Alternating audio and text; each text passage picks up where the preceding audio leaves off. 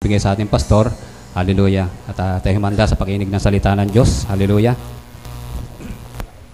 I feel the pull, Brad. Hallelujah.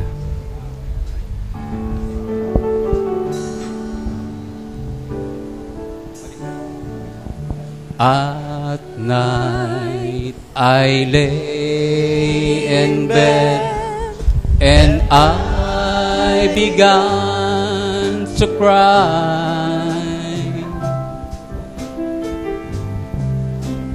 And my mind despairs to know exactly why. I can't explain with tongue or pain the Spirit's growing deep within.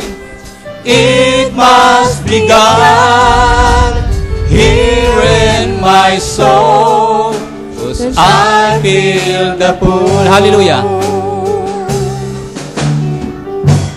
I feel the pull. I feel the pull. I hear the call. I hear the call.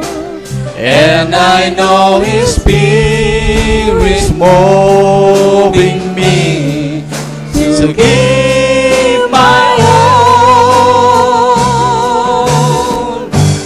He speaks to me, He speaks to me, and I agree. and I agree. Lord, please come and take control. I feel the pull, and I want to hear the word and with its light and praise. He was drawing me to give a higher praise. There's a deep call to the deep, like a great magnet pulling me. I know for sure that I've reached the goal, 'cause I feel the pull. I feel the pull. Hallelujah. Pastor Ed. I feel the pull. I feel the pull. I hear the call. I hear the call. And I know His Spirit's moving me to give my all. He speaks to me, He speaks to me, and I agree. Yes, Lord. I agree. Lord, please come and take control. I feel the pull. Amen. Glory to God. Amen. Thank you, Lord. Sa wala pong pagtatagal ay bumukas tayo na ating mga Bible dito sa Book of Jude. Ay Book of Genesis, chapter 6, 8 to 13. Iniling ko na basahin ang isa nating kapatid. Genesis 8.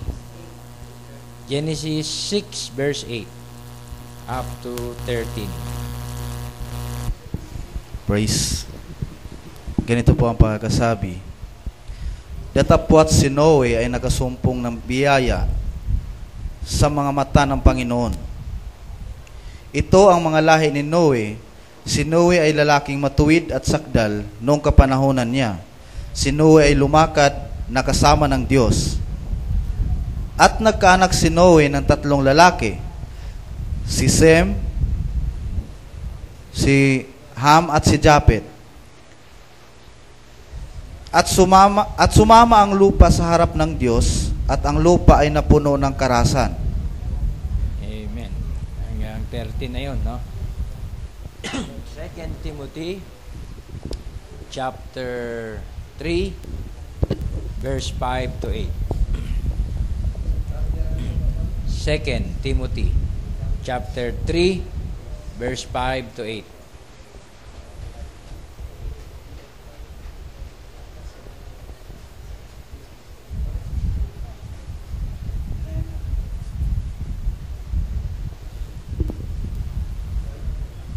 Namayan nyo ng kabanalan, datapwat tinanggihan ang kapangyarihan nito, lumayo ka rin naman sa mga ito. Sapagkat sa mga ito ang nanggagapang sa mga bahay, at binibihag ang babaeng haling na lipos na mga kasalanan, hinihila ng mga iba't ibang pita, na laging nagsisipangaral at kailan paman ay hindi nakarating sa pagkaalam ng katotohanan. At kung paanong si Jannes at si Jambres ay nagsilaban kay Moises, at gayon din naman ang mga ito'y nagsisilaban sa katotohanan, mga taong masama ang pag-iisip, mga itinakwil tungkol sa panampalataya. Amen. Praise God. At siguro hanggang doon na lang, tayo po ay manalangin. Dakila at mapagpalang Diyos, marami pong salamat sa mga salitang ito na aming binasa. Ikaw po ang manguna, magbasbas at magpala sa bawat mensaheng ito. Gamitin mo ang iyong alipin, Lord, at ang bawat isang makikinig at naabot ng iyong mensahe, maging sa overseas. Patuloy mo silang bigyan ng kalakasan at katatagan sa paglilingkod sa iyo, Panginoon. Ganon din ang bawat isa sa amin. Ikaw mag-take control ng buong bahagi ng gawain at aming nilalapit sa iyo, tinihingi ng habag ang mga kapatirang nasa suliranin at karamdaman.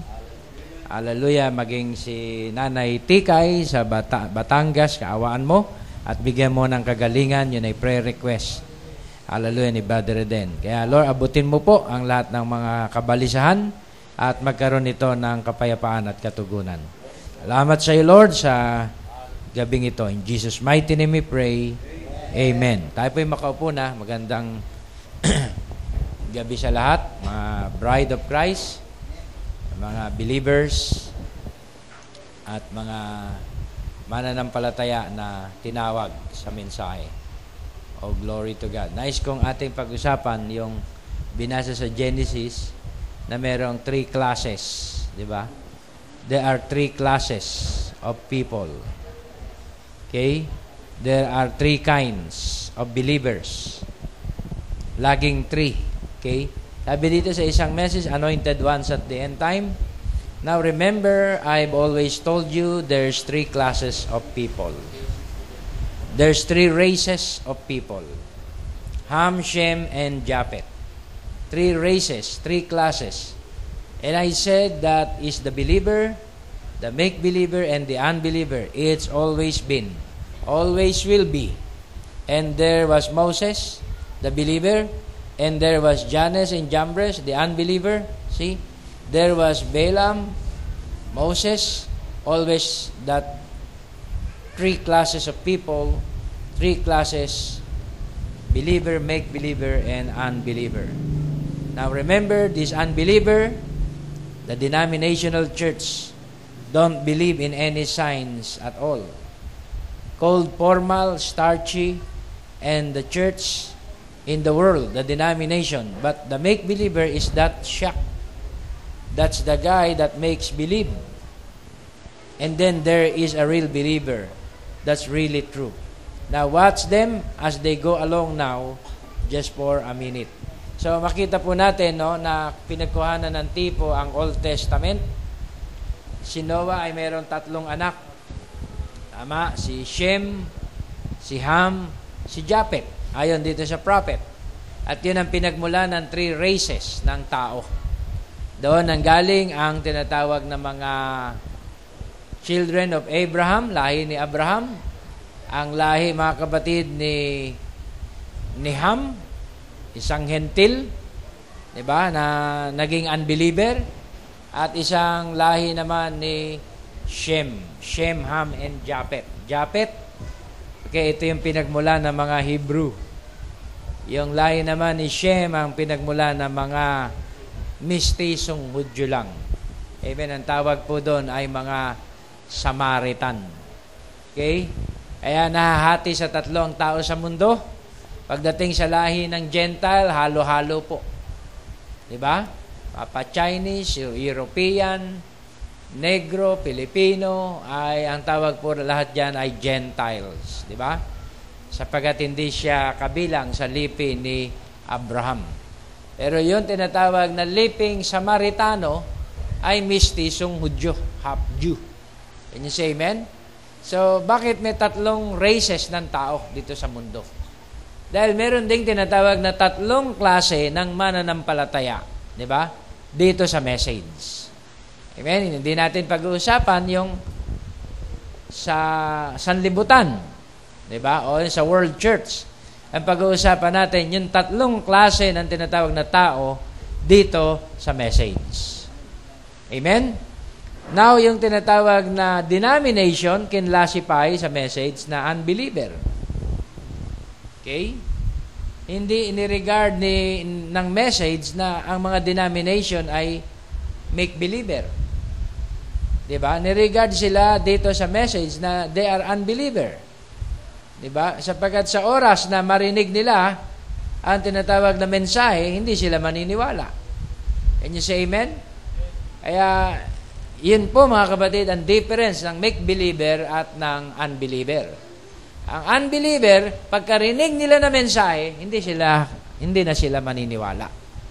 Because they are unbeliever. Diba believer yon, pastor? Nagdadalo, nagcha-charts. No, they are unbeliever. Unbeliever sila dito sa message. Diba? Naniwala sila sa mga fundamental belief ng tinatawag na Bible.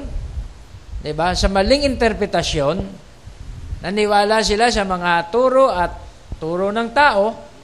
Diba? Sabi sa Mark chapter 7, in vain do they worship me, teaching for doctrines, diba? The commandments of men. Ay mapansin natin, sila po ay tinagurian ng tinatawag na mensahe na unbeliever. Andyan pa pala, andyan, diba? Sa projector. Okay? Tinawag sila ng prophet na unbeliever. Now, remember, the unbeliever, the denominational church. Ayun, di ba? 18, 178. 177 and 178. Okay.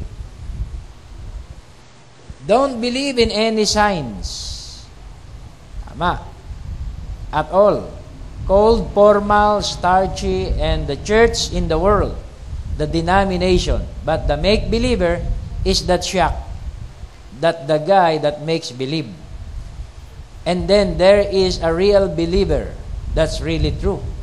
Now watch them as they go along. Now just for a minute.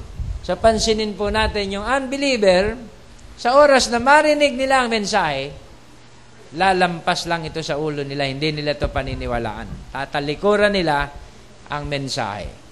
Okay? Kaya tinawag silang unbeliever. Pagkarinig nila ng serpent seed, kulto. Pagkarinig nila ng turo ng marriage and divorce, sabit. Kasi pinapayagan. Diba? Kinukonsinte ang mga membro na mag-stay where you are kahit na may mga past life na sila. Sa denomination, hindi. Diba? Pag ikaw ay nabalitaan nila na you are living dito sa iyong tinatawag na second or third partner sa buhay, babakbakan ka ng denomination, sasabihin nila, separate. Diba? At mas matindi pa doon sa marriage and divorce na message. Diba? Anong sabing ganon? Walang sinabing against doon sa lalaki. Diba? Kapag yung tinatawag na babae ay humiwalay sa kanyang asawang lalaki at nag-asawang muli, siya ay tatawaging adulterer. Pero sa lalaki, walang sinabing adulterer. Diba? Pero sa batas natin, meron tayong kaso na binibigay sila yung bigamy. 6 years ang pagkakabilanggo. Kaya, yun po ay warning. Diba? Pag na-demanda tayo ng ganon, ay 6 years. Diba? Ang bigat. Kaya sabi ng message, stay where you are. Kaya sabi nila, mabigat ang mensahe dyan sa inyo. Hindi namin matatanggap. Anong tawag sa ganong klase ng mga tao? May dala ding mga Biblia, nag-a-attend din sa mga church, they are unbeliever. Kala ko, Pastor, believer noon yun. Sinyer mo, there is only one God. Diba? And you must baptize in the name of one true God, which is Jesus Christ. Ay, wala. Ano kayo? Kulto kayo Diba? Mga oneness kayo. Ayoko na sa inyo. Anong tawag sa ganon? They are unbelievers. Diba? Kahit ipakita mo, letra por letra ang Bible, ang message, hindi sila maniniwala because they are unbelievers. Naniniwala lang sila sa turo ng tao at ng kanilang mga false guide. Amen? Kaya mapansin po natin, ang unbelievers na ating pinag-uusapan, hindi yung unbeliever na naglalasing sa kalye na hindi nakakarinig ng word. Ang pinag-uusapan nating unbeliever dito medyo level up na unbeliever. Di ba? Ito yung unbeliever na level up na nakakarinig na ng message, pero sa oras na marinig niya to, sasabihin niya, matitigas na mga pangungusap. Ayoko na. Paano, Brad? Ako'y aalis na. Hindi yata ako nakatalaga para rito. Ang tawag po doon ay unbeliever. Hindi na nagtagal yun. Can you say amen? So, saan natin ititipo yung mga ganong klaseng mga unbeliever? Kala ko pa sa unbeliever, yung mga lasinggero, paano magiging unbeliever yun, di ba? Hindi naman sila nakarinig nitong mensahe para sabihin magkaroon sila na unbelief dito sa message. Ang tawag sa mga ganon, hiten. Hiten, wala pang naririnig. Di ba? Hindi pa na-educate kahit konti sa message. They are hiten. Can you say amen? Pero yung nakarinig na, tapos, matigas ang turo mo, Brother Israel. Hindi ko matatanggap yan. Diba? Dito na lang kami sa square and square. Diba? Dito na lang kami sa mga square. Ayaw nila sa tinatawag na tunay na pananampalataya. Wala tayong magagawa. Ang tawag po ron ay unbeliever. Kaya tinipo ito sa Old Testament. Diba? Sa time ng tinatawag na sa time ng paglalakbay ng children of Israel, diba? Yung sumama sa kanila sa paglalakbay, diba? Yung sumama sila sa kanila sa paglalakbay ay biglang humiwalay, they are unbelievers. Sino po yun? Yun yung tinatawag na naiwan sa Egypt. Inlasify na unbeliever. Okay? Pero yung mga sumabit hanggang sa dulo, gaya nila Akan, Datan, diba? At nakipaglaban pa. Alam mo, sa isang tinatawag na aspeto, may quote po tayo, tinawag din ni Barbanam ang foolish virgin na make-believer. Pero may isang quote din na tinatawag niya rin ang foolish virgin na believer. Bakit tinawag na make-believer ang foolish virgin? Nagpapanggap siyang bride. Hindi siya tunay na bride, nagpapanggap siyang bride. Tingnan mo yung Matthew 25, di ba? Yung foolish virgin. Siya rin ay nakadress ng white. Pure din. Di ba? And clean. O, di ba? At nakadamit din ang tinatawag na puti. At meron ding lampara. Nagpe-presume siya na bride. Can you say amen? So, pero hindi siya bride. Kaya tinawag din siya ni Barbanam sa ibang bahagi ng quotes na make-believer. So, ang foolish virgin, nahati pala sa dalawang katawagan. Tinatawag siyang believer pagdating ng white throne judgment. Dahil naligtas siya, di ba? Sila yung like a sheep. Di ba? Pero sa time na ito, habang naririnig nila ang mensahe, at nagmamatigas sila, sa panahon na to na ating kinabubuhay, tinagurian silang make-believer. Pero hindi lahat ng make-believer, di ba? May bahagi ng make-believer na mahatulan at tatawaging foolish virgin. May quote tayo yan, di ba? Pero ito ipaglilinaw para maintindihan natin ang lubusan. Kasi noon, ang teaching lang natin, ang unawa lang natin, unbeliever, make-believer, and true believer. At dito sa true believer natin ilalagay yung foolish virgin.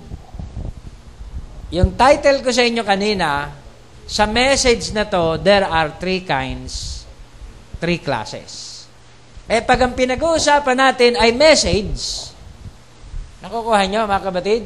At maririnig ito ng foolish virgin, ang foolish virgin magpapanggap din na tinatawag na naniniwala din siya at bride siya.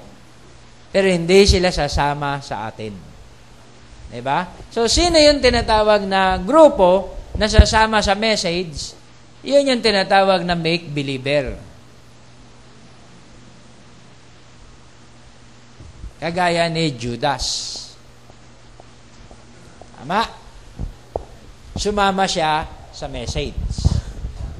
Kaya kagaya nun tinatawag ng mga, kasi ano to wala itong tinatawag na, ang tawag dito, meron siyang tinatawag na panunaw, may abdo to. Itong mga tinatawag na make-believer, meron siyang abdo. Kaya niyang i-digest ang tinatawag na pure food at saka hybrid food. Adjustable ang kanyang tinatawag na anong tawag dito? Panunaw. Kaya niyang i-take ang lahat ng tinatawag na compromising spirit. Kaya niya. Kaya niyang makipag-compromise sa mga Koreano, makipaglaro. Diba? Kaya niyang ipagbili ang kanyang birthright. Kaya niya magpabayad. Bayaran niyo na lang yung simbahan ko. Korean church ang ilalagay namin dyan. Sige, ilagay nyo. Basta bayaran nyo yung simbahan ko. Diba? Mga hireling. Diba? Kaya, ang make-believer na ating pinag-uusapan dito sa message, ay yung nasa message na. Diba? Pero meron siyang abdo na matagalan, na kahit binibira na siya, binabakbakan na siya, diba? Ay nagpapatay, malisya siya, na hindi siya make-believer at kine-claim pa rin niya ang sarili niya na bride kami. Maraming bride, di ba? Hindi lang kayo. Di ba? Kaya makita natin, mga kapatid, ito yung make-believer. May isang bahagi ng make-believer pero wala sa message, yun ang tinatawag na foolish virgin. Gusto mo, hanapin mo, Brother Ryan? Sige, sample na natin ni Brother Ryan yan. Type mo, foolish virgin, then make-believer. Sa group. Lilitaw. Yung foolish virgin, tinawag din pala ni Barbanam na make-believer sa message. Nagpapanggap. Diba? Kaya sa Matthew 25, nakadamit din siyang puti. Tila sasali sa kasalan. Diba? May ilaw din, pero walang langis. May grupo sa end time na ang turo, ang foolish virgin may langis daw. Kaya lang naubos. Pero walang sinabing ganun ng message, wala talaga siyang langis. Can you say amen? Iba po yung katuruan kasi na may langis yan Kaya lang naubos. Ibig mo sabihin, ang Holy Ghost nauubos. Di ba? So, sa madaling salita, wala talaga siyang Holy Ghost. Siya ay make-believer lang dito sa message. Hirapan si Brother Ryan. Sige, di bale, Brad. Tuloy natin. So, sa Old Testament, merong Shem, may Ham, may Japet. 3 races. 3 classes. And I said that is the believer, the make-believer, and the unbeliever. Alam mo ba si Ham? Diba? Si Ham ay hindi niya pinagtakpan ang nakedness ng kanyang ama at niridicule niya ang kanyang ama. Si Japet at saka si Shem, diba? Kinover up nila ang tinatawag na nakedness ng kanyang mga magulang. Diba? Yun ay respect. Yun yung tinatawag na respeto. Pero si Ham hindi. Sabi sa Bible, niridicule. Nilait. Diba? At yun pa ang sinabi ng termino ng propeta. Wag na nating, anong tawag dito? I-elaborate at i-interpret. Sinabi ng propeta, niridicule, dinisrespect ang kanyang tinatawag na mga magulang. Okay? Lango sa alak si Noah. So, hindi natin alam kung siya ay naked at ang kanyang nanay ay naked. Pero ang dalawang kapatid, patalikod, tinakpan ang kaubaran ng kanilang mga magulang. Pero si Ham ay nilibak, ni-ridicule, o kung ano man ang tinatawag na evil at wickedness na pumasok sa isip ni Ham. Kaya nang magising si Noah, nabalitaan niyang ginawa ng kanyang anak na si Ham, sinumpa niya si Ham. Kasi sa Old Testament may sumpaan. Sumpain ka, Kanaan, na ang iyong binhi ay magiging tinatawag na binhi ng tinatawag na kamalasan at sinumpa. Kaya yung naging lineage ni Ham ay si Kanaan. Diba? At ang Kanaan ay laging merong digmaan. Pinag-aagawan ang tinatawag na Kanaan. At meron talagang mga Canaanites na race ng tao. So, isa rin pala yun na malapit na kamag-anak din pala ni Noah. Isa rin pala yun sa lipi niya. Pero yung liping yun, sinumpa. Nakuha nyo? Sa Bible, meron din liping sinumpa sa Hudyo. Diba? Sa Bible, pansinin mo sa Revelation chapter 7, nawala si Dan at saka si Ephraim sa tinatawag na pangalan ng 12 tribo. Basahin mo yan sa inyong mga Bible. Dapat kasama si Dan at saka si Ephraim. Pero hindi sila ibinilang doon sa tinatawag na talaan ng lipi. Bakit? Sa book of Ezekiel, amen, si Ham at saka si Ephraim at saka si Dan ay sumamba sa mga Diyos-Diyosan. Diba? Meron silang kaso ng tinatawag na idolatry. Diba? Kaya sila ay na-blotted out under heaven. Diba? For the space of time. Can you say amen? Kaya sa millennium, wala eh. Wala yung tinatawag na, anong tawag dito? Tribe na yon ni Dan at ni Ephraim. Burado. Na ipalit si Manase, diba? At saka yung anak ni Joseph. Diba? Si Joseph at si Manase ang naipalit. Kaya makita po natin na there are 3 classes everywhere. Laging 3 yan. Minsan, bibili ka ng produkto, ito talaga, branded, original. Sabihin siya yan sa pyesa. Magkano ho? 3,000. Naku naman. Wala ho bang medyo mababa-baba? Ito sagad, yan, 500. Sobra naman ho, nakakatakot. 3,000 tapos 500. Pero walang assurance. Baka one day sira. Kamot ulo ka ngayon. Pasaan ka lalagay ngayon? Pero meron pang isang class. Ay, sasabihin sa'yo, eto, medyo mura. 1,000. Pero tatagal din.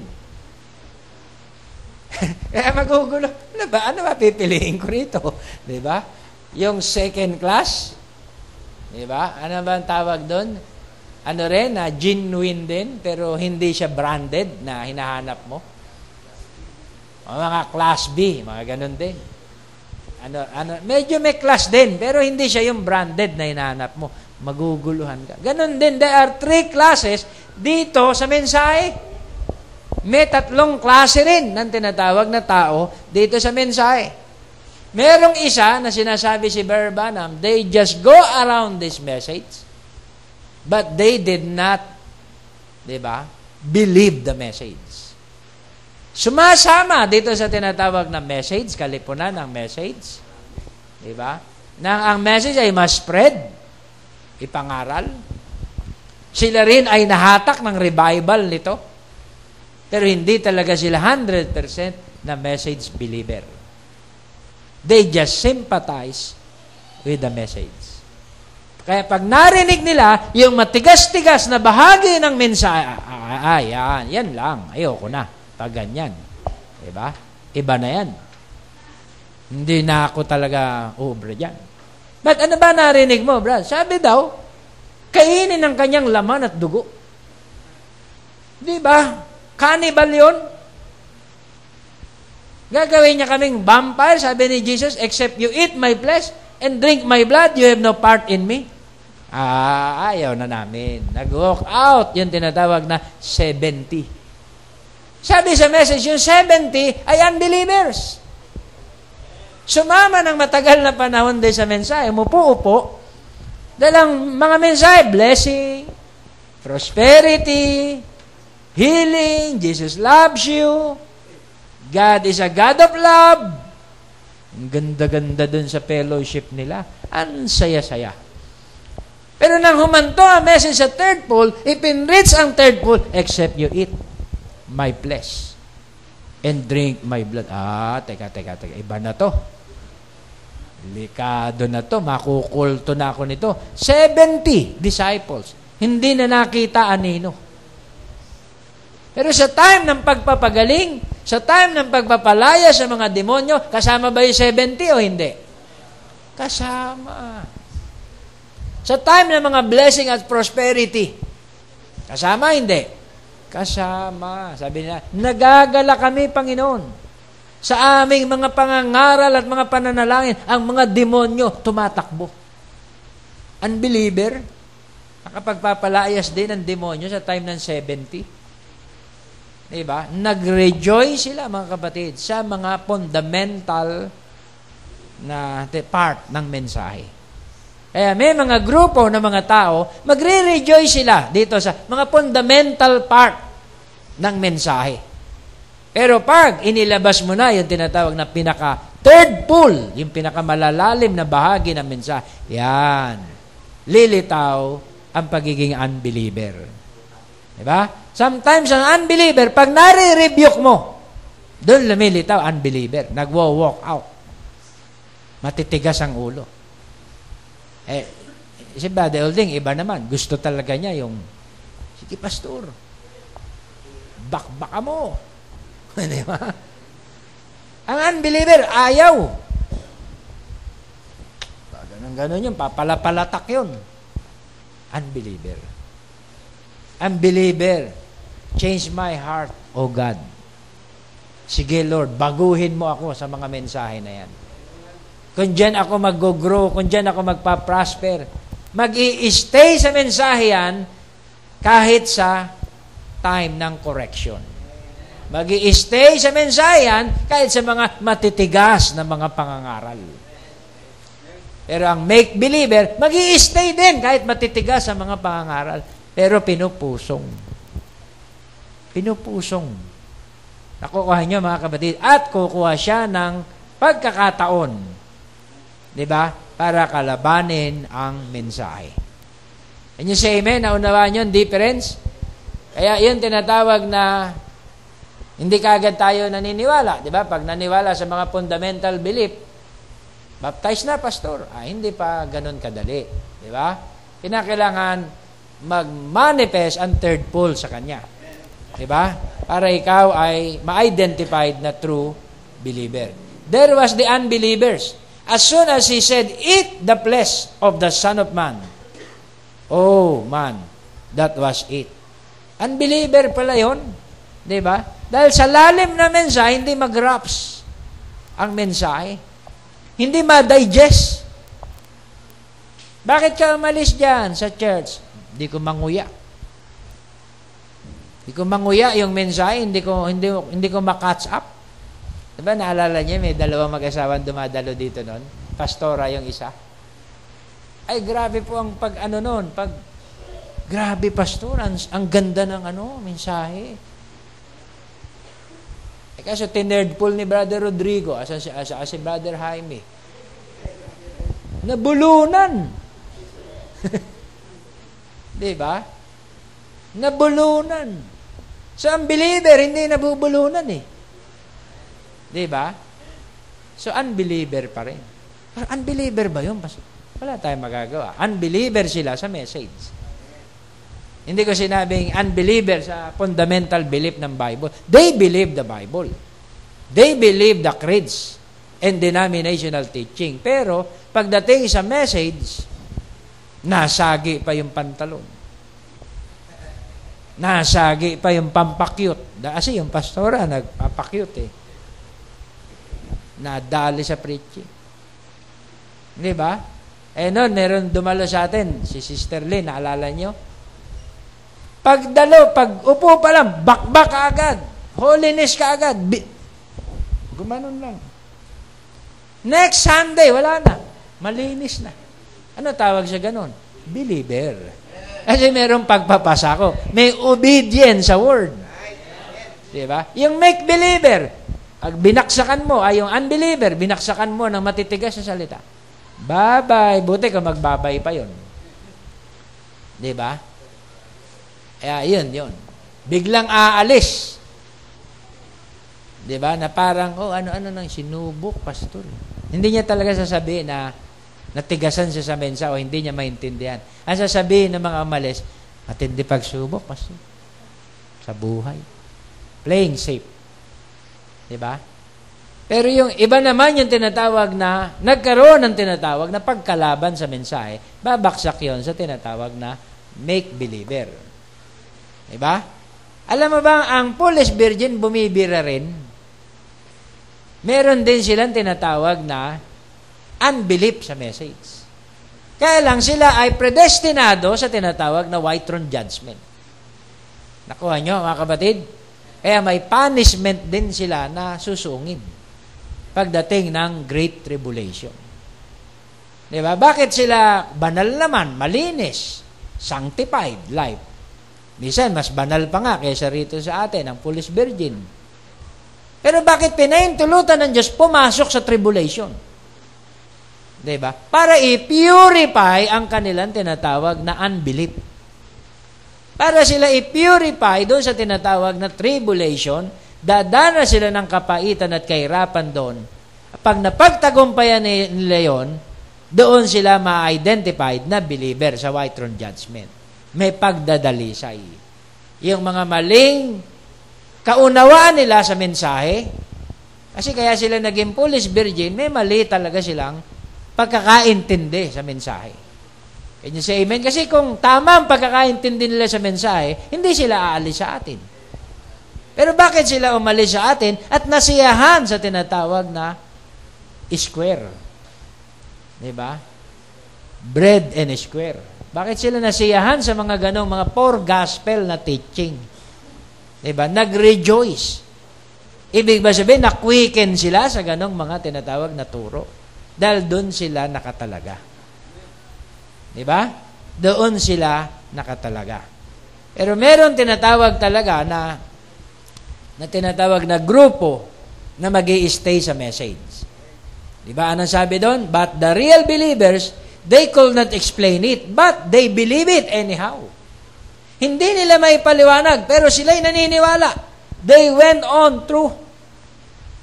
Kaya ba sinabi silang believer ay kaya nilang explain lahat ng pinipreach? Kaya ko yan mga pinipreach. Hindi. Sa puso lang nila, di ba, Bale Amado, naniwala ako dyan, pastor. Hindi ko mai-explain yan na kasing Husay nila Brother Israel, nila Brother Jerry, Brother Jojo. Pero naniniwala ako dyan, 100%. Anong tawag doon? Believer. Can you say amen? Yun ang difference, mga kapatid, ng believer. Walang masamang tinapay sa kanya kapag mensahe na ang pinag-uusapan. Wala na siyang itatapon pag mensahe na ang pag-uusapan. Kasi di ba mayroong pananaw ang iba? Ganito ang mensahe. Under ng third pool. Under ng third pool. Yung tinik, itapon mo. Yung laman, kainin mo. Yung buto, tapon mo. Yung laman, kainin mo. Sa third pool, wala na pong buto. Linis na. Can you say amen? Sa third pool, wala na pong tinik. Sineparate na. Pispilay na. Boneless. Direkta mo na lang kakainin. Tatanggihan mo pa. Before the opening of the seals, may mga buto-buto pa at may mga tinik-tinik pa. Kaya sabi ni Barbanam, itapon mo kung buto. Kainin mo kung laman. Kasi wala pa ang separation, wala pa ang opening ng seals, hindi pa napag-iwalay ang buto at laman. Kasi may nakakausap ako, di ba sabi ni Barbanam, itapon ang buto. At ang tinik, huwag kainin, laman lang. Before the seals yan.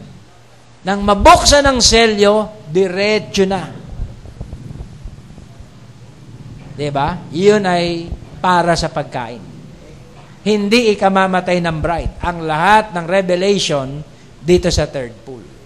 Lahat ng food ng bride, kaya nga, spiritual food in due season. Sa season na to, ang inihandang pagkain ng Diyos, hindi na buto-buto. At mamumroblema pa ba ang bride yan? Hinimay na yan ang mabuksan ng selyo. Diba? Pag sinabi na yan ang mensahe, so be it na yan. Huwag mo nang i-interpret. May mga grupo, hindi, teka muna, brad, pag-aaralan ko muna. Ano ka, theologian? Diba? Iaabogado pa ang mensahe. Hindi, baka may ibang interpretasyon yan. Yun ang mga kaunawaan na ang tingin nila sa mensahe, may buto pa. Pwede ka pang mapahamak. Ako, mga kapatid, na mabuksan ang selyo, ang tingin ko sa mensahe, hindi ka na mapapahamak. Ang tingin ko sa mensahe, mga kapatid, ito pure word. Wala nang lason. Before the seals, mga kapatid, ang message, pag hindi ka talaga naka-ordain at wala kang Holy Ghost, mapapahamak ka kapag mali ang silip mo. Diba? Kasi hindi pa nabubuksan ng selyo, may mga nakahalo pa doon na hindi pa na-separate. Nakukuha nyo? Naalala mo ba yung mga propeta? Nanguha sila ng mga wild gourds, mga kung ano-anong baging-baging yan. Mga damo-damo sa gubat. Niluto dahil sa gutom eh. Nag-camp meeting, walang pagkain. Nagutom, nagluto. Sabi ni Elijah, ano yan mga niluto? Wala, mga baging-baging dyan. Nangusap ang Panginoon kay Elisha, huwag niyong ipakain ang pagkain. May lason. Sabi ni Elijah, nangusap ang Panginoon, may lason. Sabi niya, walang kakain. Sabi ng Holy Ghost, may lason ang pagkain. Alam niyo, nangyari mga kapatid yan, before the opening of the seals. Diba? Na hindi mo pwedeng dire-diretsuhin ang pagbasa sa mensahe. Mapapahama ka. Meron dyan ang white horse rider. Yung first seal, sabi gano'n, ay Holy Spirit. Diba? Ano yung horrible mistake. Nakuha nyo, mga kapatid? Meron dyan, mga kapatid, na turo, magkabaligtad. Body, soul, and spirit. Magkabaligtad. Hindi body, spirit, and soul. Kaya marami pa, mga kapatid, ang nasilip ng fivefold ministry, there is death in the pot kung wala kang clear understanding. Kaya kailangan may selyo, merong gift ng fivefold ministry na magdi-divide, rightly dividing the word. Para kanino? Sa believer. Ang make-believer, hindi sila re-recognize ng true fivefold, magkakanya-kanya silang himay. Before the seals, may Holy Ghost na si Barbanam. In the old cold shit, makokot pa ng quote. When I was a Baptist preacher, I have it. Inihalo, mga kapatid, yung before the seals ng mga katuruan. Kaya, confused. Kapag confused ka sa turo, ang buhay mo, confused din. Kaya ito yung mga grupo, no, na nandito sa message cycle, di ba? Dito sa message realm, pero ang role nila, mga kapatid, ay make believer. Can you say amen? Nagpapanggap lang na bride. But they are not the bride. Grabe naman kayo, pastor. Kaya nabanggit yung turo na the certain qualified group. Marami pong nasaktan doon. Pinreach namin yung mensahe sa ministerial meeting. Certain, tiyak, qualified group. Ano yan? Kayo lang, sabi nung iba. Ang dami-daming end time. Of course, by faith. Di ba? Yung mga nakikilala mong grupo, yun ang kikilalanin mo na certain qualified group. Pero hindi ko sinabing kami lang. Diba? Kung meron din doon na ganito din ang kanilang mga katuruan at mensahe, bahagi din yun ng certain qualified group doon sa lugar nila. Can you say amen? Bakit lumitaw ang teaching ng certain qualified group? Para maiwasan yung compromising spirit, yung patawid-tawid na espiritu. Maiwasan yung espiritu ng Baal Peor, nakikipamista sa ibang mga grupo. Nako-compromise ang faith. Can you say amen? Kaya, be ye separate, sabi sa message. Pag believer ka na dito, dito ka na lang mag-stay. Huwag ka nang sumulyap-sulyap doon sa mga make-believer. Diba? Tuloy, brad, dali ka. Bagong dating ako, huwag mo nang pansinin yan. Kung wicked yan. Excuse a term. Meron ako rito, brad, regalo para sa'yo. Alala ko na naman si Delio, sasabihin ni Delio, isaksak mo na lang sa baga mo yan. Bakit mga kabay? Make believer eh. Asa delikado ang gift. Sabi sa Biblia, ang gift, pag binigay sa'yo, nakapagpapaamo. Di ba, brad? Di ba? Pag sa politiko, di ba? Gift ko sa'yo yan, brad. Naku naman, nag-abala ka pa, mayor. Di ba? Delikado ang gift eh. Di ba? Kaya kung ang gift na yan, mga kapatid, ay hindi right channel ang magbibigay ng gift, delikadong tanggapin. Brad, baka kapalit nito, buhay na walang hanggan na. Di ba? Aanuhin mo ang gifts kung ang kapalit ay buhay na walang hanggan. Sige, mag-i-enjoy ka dyan ng mga 10 years sa buhay sa mundo. Pero after 10 years, you will go to hell. Hindi na balik. Diba? Kaya yun po ang nangyayari ngayon. Maraming nasisilaw sa gift ng mga so-called ministers.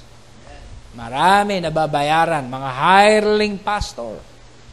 Nag-text nga ang brother Eric, pastor, ano ba yung sinasabing mga Koreano? Marami rito kahit sa Antipolo. Nagsasalihan na sila. Hayaan mo sila. Mga hireling yan. Ibig sabihin, mga bayaran. Namimili, mga kapatid, ng membro ang mga Koreano dito sa Pilipinas. Kasi sa Pilipinas, mahilig sila sa mga red tape. Mahilig silang ipagbili yung kanilang karapatan. Ayun, yung church doon sa Calawis, papalitan na yata ng pangalan eh. Hindi na pangalan ng bride eh. Papalitan na yata. Kaya, yun po ang mga tinatawag na Koreano na yata eh, ang nakabili. Oh, papalitan na ng pangalan ng Koreano. Chengyong Church. Maintindihan mo ba yun? Chengyong Church. My goodness. Diba? Meron, mga kapatid, na magkaparehong espiritu. Magkakaparehong espiritu. Kahit dito sa end time, kayang ipagbili ang kanilang birthright. Isao. Maraming ganyan. Diba? Pero hinahangaan ko yung mga true man of God na kahit walang support, Kahit mag-fasting kami, pastor, basta true message, dito lang kami. Yun ang mga gallant men of God. Diba? Na nag-stay, na faithful sa mensahe. Yun ang tinatawag na makapagpo-produce ng certain qualified group. Yung mga tao na hindi nabayaran, mga tao na hindi na compromise, na tao ng Diyos, na hindi pinagbili ang pananampalataya. Yun ang mga grupong makatatawag ng certain qualified group. Amen? Kayo ba yun, certain qualified group? Of course. 100%. Kasi kung hindi mo sasabihin yon, delikado ang faith mo. Iniisip ko nga yan kung kami, hindi ko pa nga sure eh. Walang rapturing faith ang pastor na yon at ang church na yon. Kasi hindi niya sure eh. Di ba? Ikaw ba yung mararapture? Yes! Kailangan ganun ang sagot mo. Kaya sabi ko nga, kung isa lang ang mararapture ngayon sa ministerial meeting na to, ako yun. Ibuti yung iba, nagkaroon din na, ako rin. Di ba? Kailangan revelation yun. Individual revelation na ididil ng Diyos. Hindi ko naman sinabing, wala nang iba, ako lang yung mag-isa. Wala, hindi ko naman sinabing ganun. Kung, di ba, ang nire-required, mga kapatid, ay isa lang. By faith, aangkinin ko yon na ako yun. Ganun din ba kayo? Amen. Hallelujah. Kaya kung make believer, kung mga true believer lang ang ira-rapture, kaya niya bang i-claim ngayong gabi, ako yun. Can you say amen? Ang true believer ay hindi lang nagsisimpatay sa word. Ang true believer, handang ibigay ang buhay niya sa word. Can you say amen? Walang iwanan. Ang ibig sabihin, kasi noon, di ba? Pag nagkagipitan na, say dagat, lundaga na. Bahala na kayo sa buhay nyo, lulubog yan. Di ba? Pero yung true body, mananatili yun. Ako nga yung Titanic, humanga nga din ako eh. Di ba? Doon sa mga kapitan, brother, humanga ako doon sa kapitan. Naglulundagan na yung iba. Yung kapitan, malungkot. Ako, lulubog to. Asama na ako rito. Grabe yung kapitan nyo. Nag-relax doon sa loob, bumupo. Nagkulong. Dahil hindi niya matanggap eh. Kasi merong isang tinatawag na na pinrobok ang Diyos. Isa sa mga gumawa yata ng Titanic na engineer. Kahit ang Diyos, sabi, hindi kayang palubugin ito. Challenge mo ang Diyos? Lubog. Diba? Lubog. Pero si Kapitan, malungkot. Andun. Hindi siya talaga, tingin ko namatay, hindi lumabas eh. Diba? Binigay niya yung buhay niya ro sa barko niya. Kaya itong mensahe, mga kapatid, na binigay ng Diyos sa atin, ang dulo nito, rapture. Hindi mo na kailangan tumalon pag may pagsubok. Hindi mo na kailangan tumakas. Ay, bahala na si pastor dyan na lumubog. Tayo na! Diba? Hindi po, mga kapatid. Ito yung magpaparapture sa atin sa mensahe. Ako nga, may bunga na eh, na sure, 100% eh. May bunga na ako doon. May record na ako doon sa heaven na bunga. Sure yun na nandun na sila. Hindi lang yata 10 o higit pa. Yun yung mga umuwi na. Siguradong bunga na yun eh. Nakuha nyo mga kapatid. Yung ba, mababago pa ba ang kapalaran nun? Si Brother Resty, bunga na. Yung huling bunga doon. Diba? Sila Sister Lynn. Mga bunga na yun na sigurado. Tayo dito, nakikipagbaka pa. Kaya kailangan natin dito rapturing faith. Sila, finished product. Sigurado ko ng bunga yon. Paano mo nalaman, pastor, na may certain qualified group? May sigurado na ako doon sa 6th dimension eh. Na mga kapatiran na nauna na. Can you say amen? At ngayon, nagre-rejoice na sila doon sa glory of God. Kaya, 3 classes, 3 kinds of believers. Amen. Hallelujah. Makikita natin dito sa message. May 70, may Judas at meron tinatawag na 12 disciples. Yung isa sa 12, make believer. Ang gawain ng isa sa 12, diba, hanapan ng loopholes ang message. Yun ang nakakatakot na part. Kasi ang message ay life. Ang message ay Holy Ghost. Ang message ay Diyos mismo. Paano ang Diyos hanapan mo ng loopholes? Diba? Paano ang tinatawag na mensahe ay ipagbili mo? Paano magagawa yan ng isang true believer? Hindi po magagawa ng isang true believer. Diba? Kaya ang make believer, he can persecute the elect. Sa message, the elect cannot persecute the elect. True believer. Diba? Sabi ni Jesus, kung hindi sila laban sa atin, kaysa natin sila. Panginoon, may mga grupo doon. End time din daw po sila. Okay lang, hayaan nyo sila. Against ba sila sa atin? Wala namang ganong balita, Pastor. O hayaan natin sila. Hindi naman pala sila laban sa atin. Pastor, may grupo doon. O ano daw? Sa demonyo daw kayo. Lobong maninila daw kayo. Bahala na kayo kung ano yun. Yan yung say amen? Kung sila ay laban sa atin, hindi sila sa atin. Pero kung sila ay hindi nagsasalita sa atin at laban sa atin, maaaring sila din ay believer. Can you say, anong classes, hindi natin alam. Pero yung certain qualified group, yun yung nakakasama natin every camp meeting.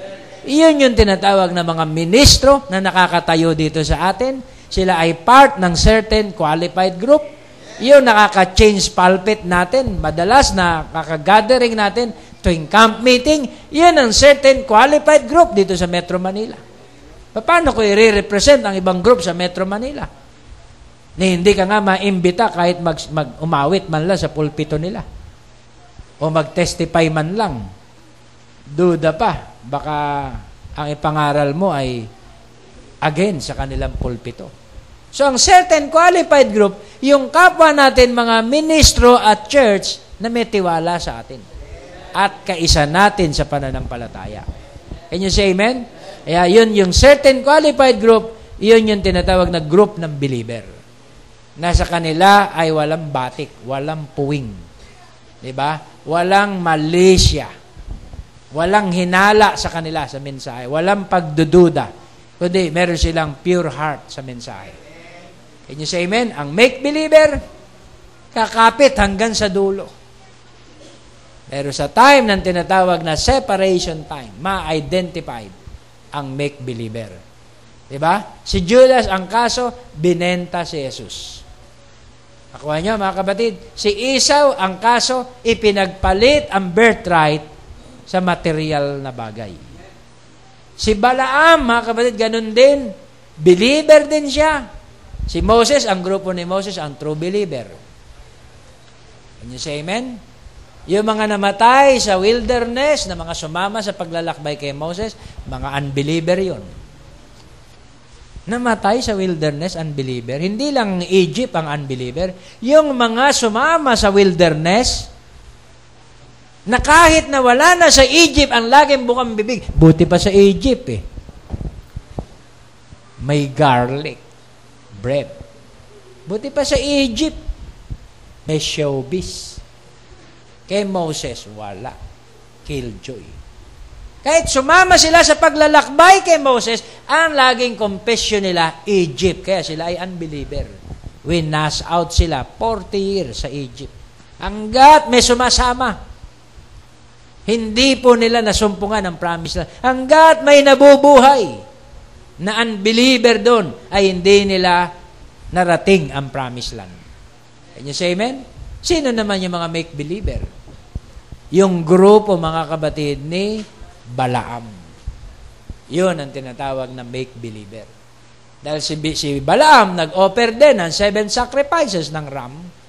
Tipo din ng 7 church ages, tama? May boses din na naririnig si Balaam. Sige, pumayo ka. Pinapayagan na kita. Dahil nakulitan ng Diyos kay Balaam, permissive will. At ang akala ni Balaam, perfect will ng Diyos na ipagbili niya ang children of Israel at ang true message. Hindi niya alam, pinahintulutan lang siya para ang true color niya lumitaw. Can you say amen? Kaya yun ang nangyari kay Balaam. Kaya si Judas, ganun din, pare-parehas din ang kanilang mga nature. Si Alexander de Coppersmith, bumalik din sa sanlibutan kasi makasanlibutan ang kanyang puso. Kasama na ni Paul yun, na mahabang panahon. Tinalikuran si Paul, ang true messenger. Dito din sa message, may mga kagrupo din si Brother Branham na humiwalay kay Brother Branham. Diba? Sila, sila, ang tawag dito? Sila Jackson, Junior Jackson, at marami pang binabanggit si Brother Branham. Diba? 3 yun na binabanggit niya sa message na nakarinig na. Umiwalay pa. At ngayon, binabakbakan nila ang message. Diba? At ang naging fruit niyan, yung mga tinatawag nating mga contender na mga magazine. Pag nakakita kayo niyan, mga magazine, contender. Kahit Branham ang binabanggit, sunugin nyo. Hindi nyo kayang sunugin, ibigay nyo sa akin. Nabasa nyo, prophetic revelation. Nakita nyo gano'n, maliit na. Huwag nyo nang i-attempt na basahin. I-surrender na lang nyo rito. Can you say amen? Dahil yan yung mga side track dito sa mensahe. Dati tayo ang side track sa kanila eh. Itong bride eh. Ito yung tinatawag na rightist daw. Dahil puro quotes. Yung pala yung puro quotes, yung puro mensahe, yun pala yung certain qualified group. Dahil hindi sila magde-deviate sa word kahit katiting. Hindi sila hihiwalay kahit konti kung anong sinabi ng propeta sa kanilang kapanahonan. Yun ang kanilang ipapangaral. Yun pala ang truth. Yun palang ayaw mag-quote, yun ang false. Kasi yung mind nila, yun yung nilalagay nila sa quote. Hindi, back to the Bible. Ayun, kada back to the Bible, libo-libong interpretation sa Bible ang lumitaw. Kasi ang lahat, back to the Bible. Ang Baptist, back to the Bible. Diba? Ang Lutheran, back to the Bible. Ang Seventh-day Adventist, back to the Bible. Lahat ng reliyon, back to the Bible. Bakit sila hindi nagkakaroon ng reconciliation? Dahil meron sila lahat interpretation sa Bible. Back to the Word. Back to Christ. Yun ang tunay na interpretation. Can you say amen? I hope naunawaan po natin ito. Ang make-believer, handa niyang i-forsake ang lahat. Dahil siya'y makalaman. Siya'y after sa tinatawag na less. Ang true believer, ang kanyang absolute ay ang message. Ang kalagayan niya spiritually.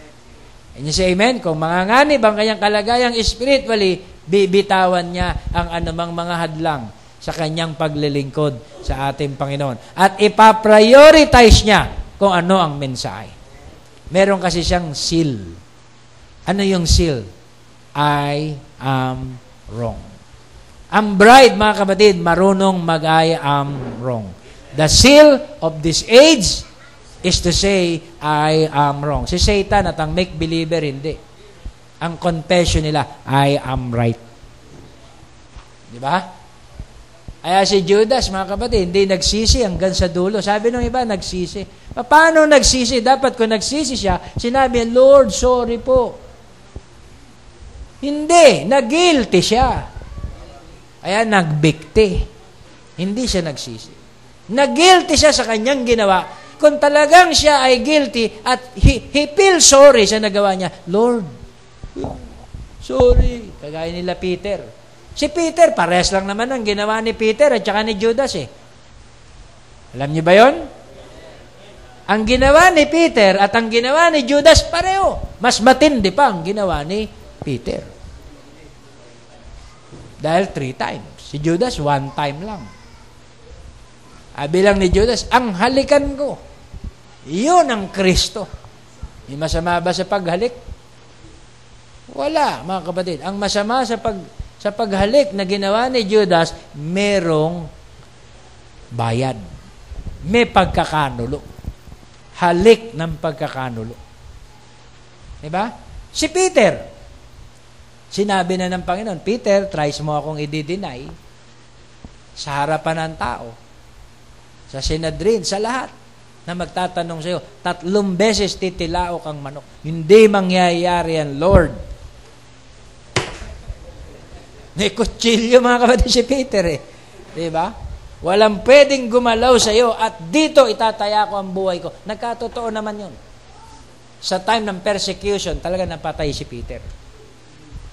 Sa pagpapahayag niya ng katotohanan, napugutan niya yata ng ulo. Yun ang nangyari kay Peter. Pero before ng baptism ng Holy Spirit, si Peter, parehas lang sila ng ginawa ni Judas. Diba? Ikaw ba ang MC? Diyan sa end time word body. Aba, hindi! Talaw! Ayun. Ikaw ba ang song leader? Aba, hindi. Napadalaw lang ako ron. O, kamukha lang siguro. 3 times. Pangatlo, naiyak si Peter. Napayoko siya. Diba?